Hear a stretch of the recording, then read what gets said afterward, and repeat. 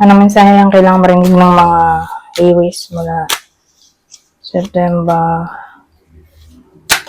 22 to 28, 2024. Pwede nangyayari na to. Kung mangyayari pa lang, kung hindi man para sa inyo itong magiging reading, baka para sa someone na malapit sa inyo. O sa someone na kakilala nyo mismo. Baka may lumabas na gender, mamaya gawin nyo na lang energy. Masculine at feminine energy. Pwede rin naman na huwag nyo nang pansinin ang gender. Hindi ko lang po anong lalabas kung positive ba o negative ang magiging reading. Depende sa kung anong mapipick up ko ang energy. So, kung hindi mag-resonate sa inyo to, i-adjust nyo na lang ang video, hanapin nyo to kung hindi po ready dito na. Ito ang last deck.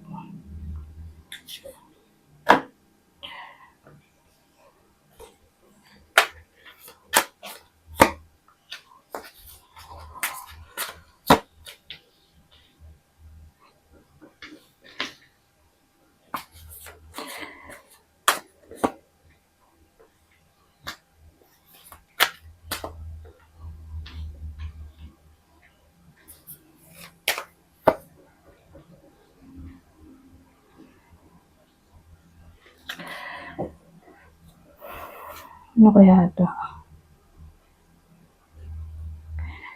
Kasi may hinihintay dito opportunity. Kaya lang hindi mangyayari. Inisip ko kung anong klaseng opportunity.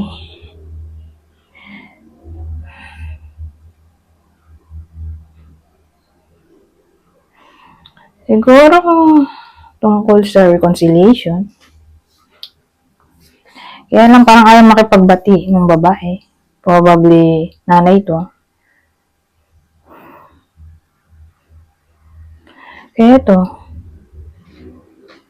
hindi pa rin buo ang pamilya. Yun yung unang senaryo. So, tingnan natin. Sino yung possible partner dito?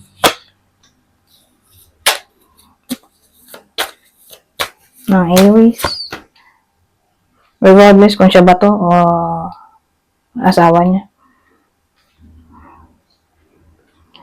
Virgo, Libra.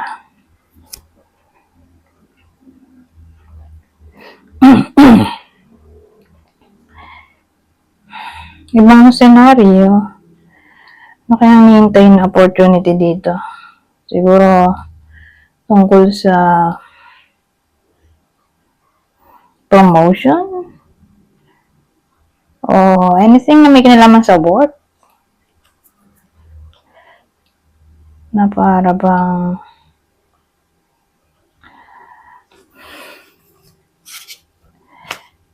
wala eh. Walang suporta siyang nakuha mula sa boss niya. Patungo sa iba pang mas mataas na boss kaya hindi na-promote.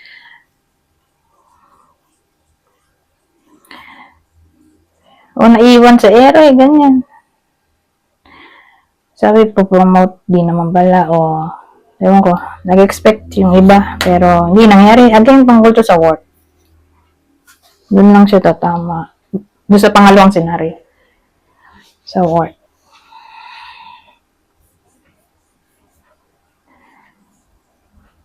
O baka naman tungkol to sa pregnancy. Pero hindi nangyari. False alarm pala. Kung yun ang dinidesire. Pregnancy, false alarm. Whether kayo mismo to o ito yung kakilala nyo na nag-expect ng pregnancy pero false alarm nga. Ito, naging sad sa uli dahil false alarm. Pero kung pregnancy, sino yung partner dito? Pisces, Capricorn.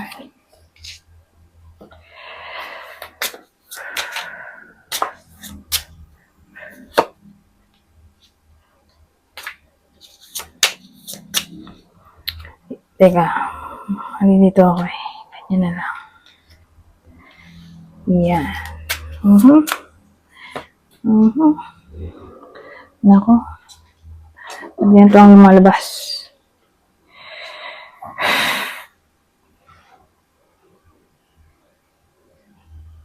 Pero maganda to.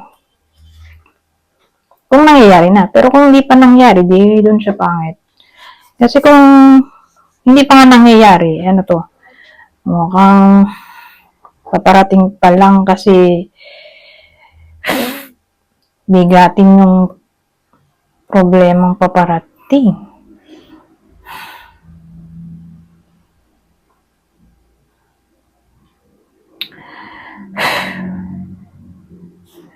So, iniisip ko, baka makancel ang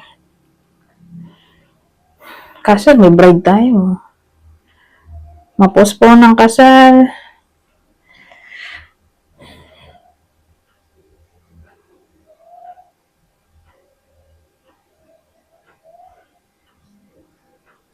So, ewan ko, para bang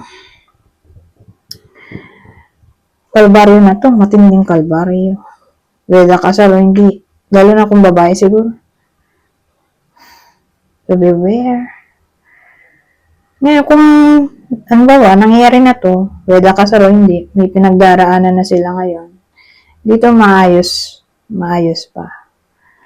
O mawawala na yung matinding kalbaryo yung yun na mag-end na ba. Parang ganon.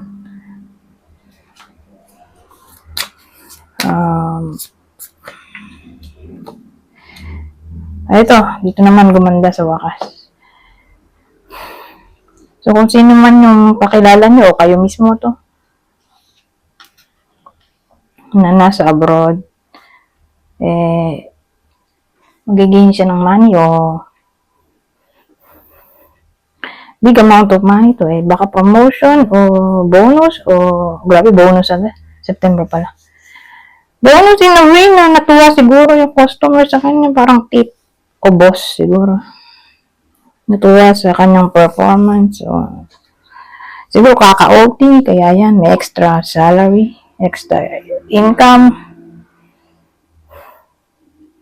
Kasi ano to probably nasa malayong lugar, yung someone dito. So, kayo mismo to. Halimbawa, OFW o ito yung person na nasa abroad, anak, kapatid. Basta malapit sa buhay. Na para bang magiging fortunate siya. Magiging siya ng wealth o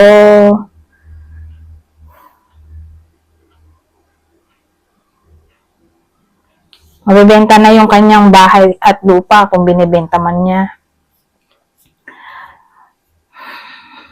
O inheritance, in short, baka makuha na. Pwede rin, no?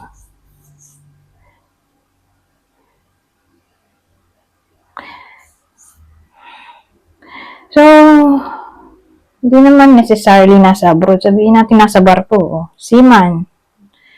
Nasa barko. O yung work niya nag-travel sa malayo. Airplane pilot. Stewardess. Ganun. Nasa vehicle na nag-move papuntang Pilipinas pa ibang bansa, ganyan. Pwede rin ganun. Kung di man literally nagtatrabaho sa abroad.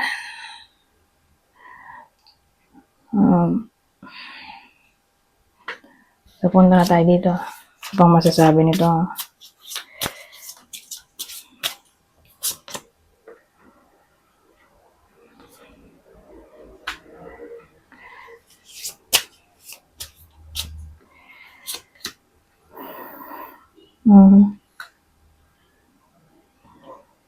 Ito maganda in a way na sabihin natin ayan nga, may mga may encounter kayong problema yung iba sa inyo. Lalo na dun sa may pamilya, ayaw makipagbati ng asawa. Dito naman, dun sa mga may engage.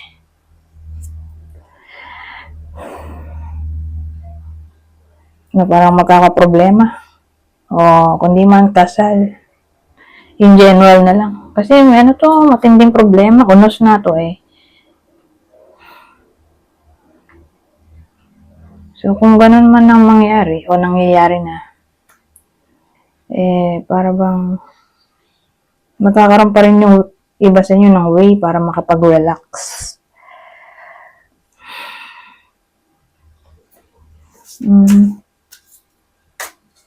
sa kabila ng mga ganitong sitwasyon.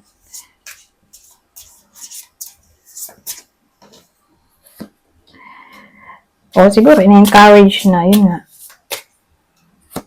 mag-relax at don't give up. Ito,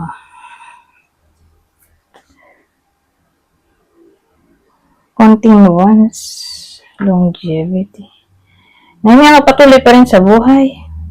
Kahit na ganyan na medyo problematic. Ngayong week lang naman to eh. 1 week lang, di ba? Kaya masyadong problemado dahil isang linggo lang to. Hindi naman to pang matagalan dahil weekly reading to. Weekly reading lang. Na yun nga, patuloy pa rin sa buhay sa kabila ng lahat-lahat ng pwedeng ma-encounter o na-encounter na sa buhay na problema.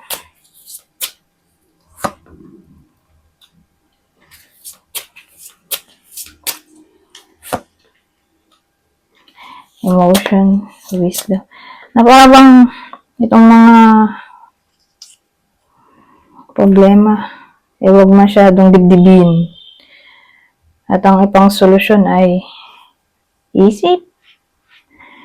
At kapag natapos na itong mga kalbaryo, magcha-charge yan sa experience. So isipin na lang natin na yan nga ay lesson ang mga sitwasyon na to. Na once na ma-solve ay magiging wisdom para sa iba sa inyo. Anyways, hanggang dito na lang. Goodbye for now.